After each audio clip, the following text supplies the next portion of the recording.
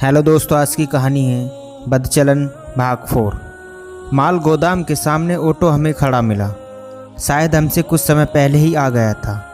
हमारे पिकअप से उतरते ही पिरबा ऑटो से उतरकर हमारी तरफ आने लगी।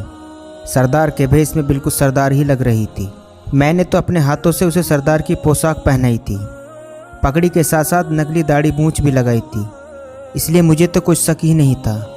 सरदार जैसी उस पोशाक को लेकर आया था, इसलिए उसने भी पिरबा को पहचान लिया। हमारे ग्रुप के बाकी सदस्य उसे सरदार ही समझ रहे थे, जबकि उन्हें मालूम था कि हम अशरफी बानो के कोटे से किसी लड़की को लेकर भाग रहे हैं। फिर भी वे सरदार को लेकर असमंजस में ही थे कि यह सरकार कौन है। ऑटो से उतरकर पिरबा धीरे धीरे मेरी तरफ आ रही थी। मेरे ग्रुप के सदस्य उसके लिए अनजान ही थे। उसकी आंखों में दुख तो था, मगर भय दिखाई नहीं दे रहा था। फिर भी सहमी सहमी सी पकड़े जाने का भय या कोटे से निकलने की आज़ादी। उसके चेहरे पर कभी खुशी कभी गम के भाव आ रहे थे। उसके सिंदूरी चेहरे को मैं बड़े ध्यान से देख रहा था। चेहरे की लालिमा स्ट्रीट लाइट के प्रकाश में बड़ी अभिमान लग रही थी। मैंने उसका हाथ पकड़ा और सभी के साथ लपकते माल गोदाम पर अपने सरकारी क्वार्टर में आकर मैंने उसके चेहरे से नकली दाढ़ी मूंछ के साथ साथ सर से पगड़ी भी उतार दी। अब वह सिर्फ पैंट और पतलून में रह गई। नकदी बरदाना हटते उसकी पहचान युवती के रूप में होने लगी। उसके वक्स स्थिर पट्टियों से बंधे थे, जिससे वह असहज महसूस कर रही थी। अधिकतर पट्टियों की गांठ पीठ पर लगी थी, जिन्हें वह अपने आप स्वयं खोलने में असमर्थ थी। इसलिए मैंने उसे बाथरूम में ले जाकर सभी पट्टियों के गांठों को खोल दिया। पतलून पहनने के बाद अब उसके उरोजों का उभार स्पष्ट होने लगा, जो उसे पूर्ण युवती का दर्जा दे रहे थे। चेहरे से बह कम हुआ तो उसका सौंदर्य भी पूर्ण यौवन पर आ गया। शरीर का एक एक अंग निखरने लगा। चंद्रमा जैसे चेहरे पर गुलाबी होठ कमल की पंखुड़ियाँ जैसे लग रहे थे। कजरारे नैनों के ऊपर धनुष्कार भावे शोभ्यमान थी। पतली सुराही जैसी गर्दन और पतली कमर से ऊपर उरोजे के उभार उसे पूर्ण यौवन का दर्जा दे रहे थे। पैंट और पतलून पहनकर किसी चंद्रमुखी नायिका से कम नहीं दिख रही थी। मैं उसकी सुंदरता को घूर रहा था। निगाहें मिलते उसका चेहरा शर्म से लाल हो गया। उसकी निगाहें झुक गई। वह हमारे यहाँ मेहमान थी, अतः उसकी ज़रूरतों का ध्यान रखना हमारा फर्ज था। हम सभी तो खाना खा चुके थे, मगर उसने मालूम नहीं कब से खाना नहीं खाया होगा। पूछने पर बोली, कोटे से आज़ाद होते ही मेरा पेट भर गया।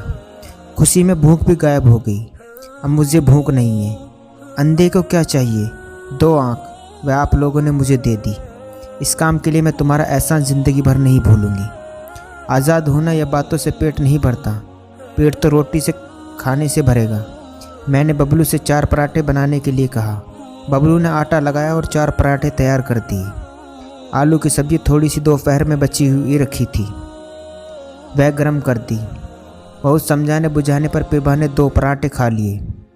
रात लगभग बीत चुकी थी। 2 से या 3 बजे का समय रहा होगा। हमने एक कंबल उसे भी दे दिया। सभी अपना कंबल ओढ़कर ज़मीन पर सो गए।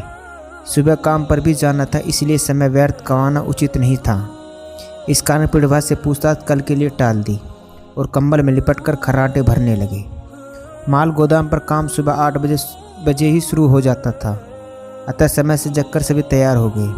पिरबा के पास अपना कोई कपड़ा पहनने के लिए नहीं था, इसलिए सरदार की पोशाक में ही कंबल लपेटकर एक कोने में बैठी रही। 15 अपरिचित लड़की के बीच कुछ शर्माई से असहज भी महसूस कर रही थी।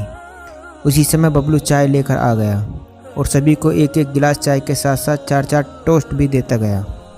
सभी चाय पीकर माल गोदाम की तरफ निकलने लगे, मगर मैंने पिरबा के कारण आज छुट्टी करने का मन बना लिया। सबसे पहले मुझे पिरबा के लिए पहनने के कपड़ों की व्यवस्था करनी थी। मैंने पिरबा से कहा, चल बाजार चलते, तेरे लिए पहनने के कपड़े खरीदने हैं, अपनी मनपसंद खरीद लेना। नहीं, मैं बाजार नहीं जाऊंगी। जैसे तैसे उस नर्क से निकल कर आए हूँ। कहीं अशरफी के लोगों ने देख लिया तो आफत आ जाएगी। वहाँ कोई भी देखकर अशरफी को सूचना पहुँचा सकता है। अपनी जान दे दूंगी, मगर दोबारा उस नर्क में नहीं जाऊंगी। कपड़े मेरी ज़िंदगी से अधिक नहीं हैं। मैं इन्हीं कपड़ों से अपना काम चला लूँगी। पिरबा के चेहरे पर भय के निशान साफ दिखाई देने लगे। उसकी बातें भी सही थी। कैसी भी अशरफी को सूचना मिल गई तो वह हरामजादी क्या कर सकती है, इसका मुझे भी एहसास होने लगा। अतः मैं अकेला ही नज़दीक के बाज़ार में गया और 2 सूट पिरबा के साइज़ के खरीद कर वापस आ गया। मैंने वह सूट प्रभा को देकर नहाने के लिए बाथरूम में भेज दिया। मैं तो सुबह ही स्नान कर चुका था। प्रभा बाथरूम से निकलकर और भी अधिक सुंदर लग रही थी, गीले बालों को हिलाती हुई जैसे कोई अप्सरा चली आ रही हो। मैंने उसे अपने आलिंगन में भरना चाहा, मगर अपने आप पर संयम लगा लिया। प्रभा बेबसी का लाभ उठाना मुझे अच्छा नहीं लगा। इस समय वह कितनी मजबूर थी, कितनी लाचार थी। उसे हमारी सहायता की ज़रूरत थी। दोपहर के 12 बज चुके थे। खाना खाकर मैं और प्रभा कमरे में आराम कर रहे थे। प्रभा कुछ गुमसुम सी पड़ी थी, जैसे अपने जख्मों को कुरेद रही हो। उसकी पिछली ज़िंदगी क्या थी मैं नहीं जानता, और न ही मैंने उससे अब तक पूछा था कि वह अशरफी बानो के कोठे पर कैसे आई। मैंने पीछे से उसके सर पर हाथ रखा तो उसने करवट लेकर उसने मेरी तरफ मुंह कर लिया। उसकी आंखों से आंसू बह रहे थे। आंखों से निकले आंसू कपोलों पर फिसल रहे थे। उसने अपने दोनों हाथों से अपने चेहरे को ढक लिया। मैंने बड़े प्यार से उसके हाथों को चेहरे से हटाया।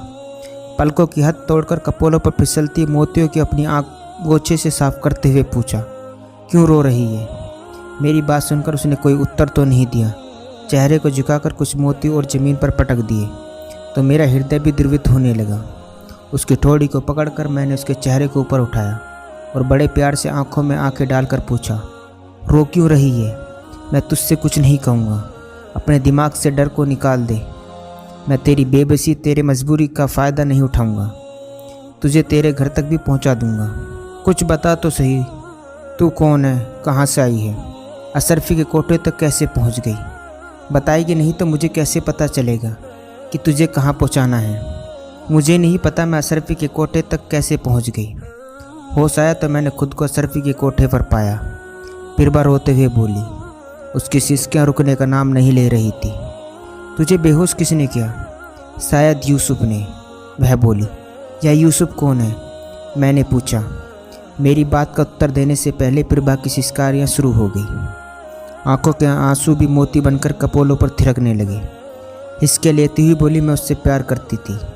प्यार करती थी तो उसने तुझे बेहोश क्यों किया? यह तो मेरी समझ में नहीं आ रहा कि उसने मुझे बेहोश क्यों किया।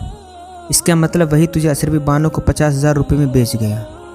मेरी बात का प्रभा ने कोई उत्तर नहीं दिया तो मैंने पुनः कहा, तू उसके साथ आई ही क्यों थी? मैं यूसुफ के प्यार में फंस गई। बहुत मीठी मीठी बातें करता था। माँ बाप की इज्जत दांव पर लगाकर मैं यूसुफ के साथ भाग गई। क्या होगा आगे जानने के लिए कहानी का अगला भाग ज़रूर देखें। दोस्तों, ये था बदचलन भाग 4। दोस्तों, कहानी अच्छी लगी हो तो चैनल को सब्सक्राइब करना न भूलें।